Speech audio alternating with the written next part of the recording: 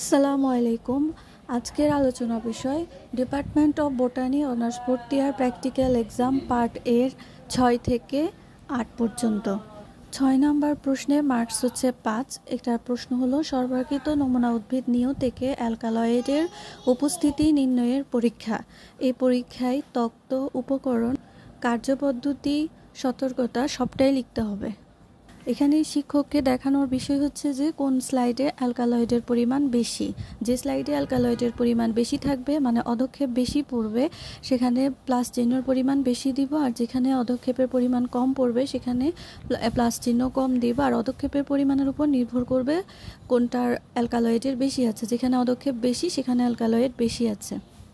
6 or বাজারজাতকরণে উপযোগী ভেষজ tablet তৈরির পদ্ধতি প্রদর্শন করো। এখানেও মার্কস হচ্ছে 5।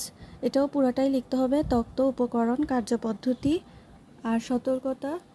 এই পরীক্ষায় মূলত ভেষজ ওষুধ তৈরি করে সেটা শিক্ষককে প্রদর্শন করতে হবে। 7 নম্বর প্রশ্ন, নমুনা ঠ লাইফ ফর্ম অনুযায়ী সাজিয়ে 2টি করে বৈশিষ্ট্য লিখো। এখানে মূলত 6টা দিয়ে দিবে নমুনা, সেখান থেকে যে কোনো চারটা নমুনাকে লাইফ ফর্ম অনুযায়ী সাজাতে হবে। সাজিয়ে সেটার বৈশিষ্ট্য এবং বৈশিষ্ট্যগুলো লিখতে হবে। এখানে মার্কস হচ্ছে 8। এখানে 6টাই শিখতে হবে আর বৈশিষ্ট্য অবশ্যই 2টা করে লিখতে হবে। 7 নম্বর প্রশ্নে মার্কস হচ্ছে 8। এটা শ্যানন উইনারের যে সমীকরণ সূত্রটা আছে সেটা দিয়ে হেটারোজেনোসিটি নির্ণয় করতে হবে। এটা প্র্যাকটিক্যাল বইয়ে যেভাবে আছে সেভাবে আমরা শিখে ফেলবো। কয়েকবার আসলে প্র্যাকটিস করলে অঙ্কটা পারা যাবে।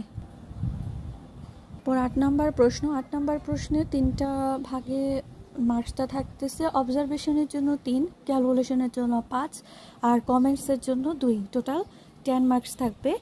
এক্ষেত্রে অবজারভেশন পার্টে আমরা একটা ছক তৈরি করব, কোশ্চেন পার্টে সূত্র দিয়ে অঙ্ক করব, আর কমেন্টে শুধু 4টা বাক্য লিখব। টেবিল মান, তারপর যে মানটা পেয়েছি সেটা নির্ণীত মান, টেবিল মান আর নির্ণীত মানের মধ্যে তুলনা, তারপর এই তুলনার মাধ্যমে কোন পার্থক্য আছে কি নেই সেটা নির্ণয় করা। মূলত এই 4টা কথাই লিখব। আশা করছি ভিডিওটি সবার উপকারে আসবে। যদি আপনার উপকারে এসে থাকে অবশ্যই কমেন্টের মাধ্যমে তা জানিয়ে দেবেন। আল্লাহ হাফেজ। নেক্সট টাইমে পার্ট বি নিয়ে আলোচনা করা হবে।